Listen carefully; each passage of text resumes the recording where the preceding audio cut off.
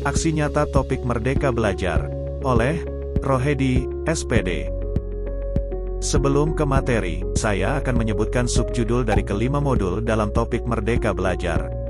Modul ke-1, mengenali dan memahami diri sebagai pendidik. Modul kedua, mendidik dan mengajar. Modul ketiga, mendampingi murid dengan utuh dan menyeluruh. Modul keempat, mendidik dan melatih kecerdasan budi pekerti. Modul kelima, pendidikan yang mengantarkan keselamatan dan kebahagiaan. Selanjutnya saya akan langsung memaparkan masing-masing modul. Modul yang pertama, mengenali dan memahami diri sebagai pendidik. Menurut Ki Hajar Dewantara, manusia merdeka adalah manusia yang hidupnya bersandar pada kekuatan sendiri baik lahir maupun batin, tidak bergantung pada orang lain. Dalam mengenali dan memahami diri sebagai pendidik, terdapat beberapa poin yang perlu diketahui. 1. Mampu mengenali kekuatan dan kelemahan diri. 2. Mengenal karakteristik dan kebutuhan peserta didik.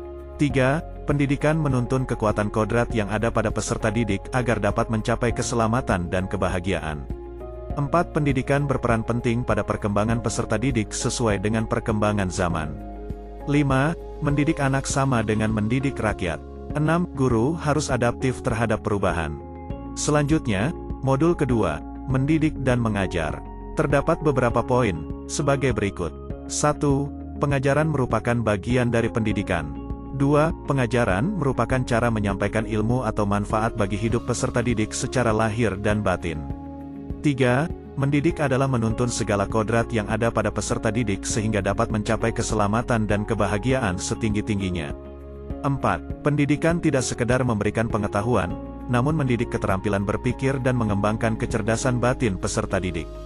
5. Sistem Among, I Ngarso Sing Tulodo, Ing Madyo Mangunkarso, Tut Wuri Handayani. 6. Manusia merdeka, manusia yang dapat menguasai dan memerintah dirinya. Ki Hajar Dewantara pun berpendapat, bahwa pendidikan, sebagai tuntunan, yaitu tuntunan dalam hidup tumbuhnya murid. Selanjutnya, modul ketiga yaitu, mendampingi murid dengan utuh dan menyeluruh. Terdapat juga beberapa poin, diantaranya. 1. Pendidikan bergerak secara dinamis menyesuaikan keadaan bergerak begitu cepat. 2. Perubahan tidak bisa dihindari, sehingga cara mendidik dan mengajar perlu disesuaikan dengan perkembangan zaman. 3. Guru dapat merancang pembelajaran yang berkelanjutan, terbuka berdasarkan kebudayaan bangsa. Hal ini sesuai dengan asas trikon yang dikemukakan Ki Hajar Dewantara yaitu, continue, convergent, konsentris. Adapun kodrat murid, setiap peserta didik terlahir dengan kodrat masing-masing, diantaranya. 1. Kodrat keadaan, merupakan bagian yang tak terpisahkan dari dasar pendidikan. 2. Kodrat alam adalah dasar pendidikan murid yang berkaitan dengan sifat dan bentuk lingkungan di mana mereka berada. 3. Kodrat zaman adalah bagian dasar pendidikan murid yang berhubungan dengan isi dan irama. Isi dan irama pendidikan bergerak dinamis sesuai dengan perkembangan. Modul keempat, mendidik dan melatih kecerdasan budi pekerti.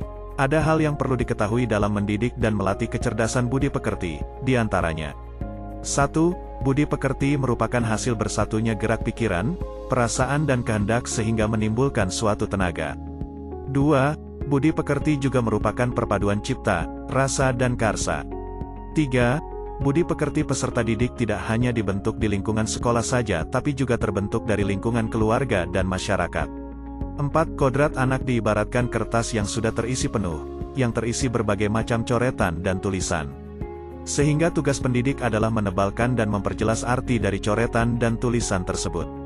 Adapun pendapat Ki Hajar Dewantara, sebagai berikut, watak atau budi pekerti merupakan kodrat setiap manusia, sehingga kita sebagai pendidik perlu memahami kodrat itu dan dapat mendampingi tumbuhnya kecakupan budi pekerti murid dalam kegiatan-kegiatan pembelajaran yang dialaminya. Yang terakhir, modul kelima, pendidikan yang mengantarkan keselamatan dan kebahagiaan. Di dalam modul kelima terdapat 3 poin yang perlu diketahui, diantaranya. 1. Sebagai seorang guru tidak hanya mengajarkan ilmu pengetahuan saja, tetapi guru harus mampu membimbing dan memantau peserta didik untuk mencapai pemahaman yang bermakna. 2. Perspektif guru tidak selalu sama dengan perspektif peserta didik, sehingga perlu kerjasama dan kolaborasi antara keluarga, sekolah, dan masyarakat mewujudkan lingkungan pembelajaran yang optimal bagi murid.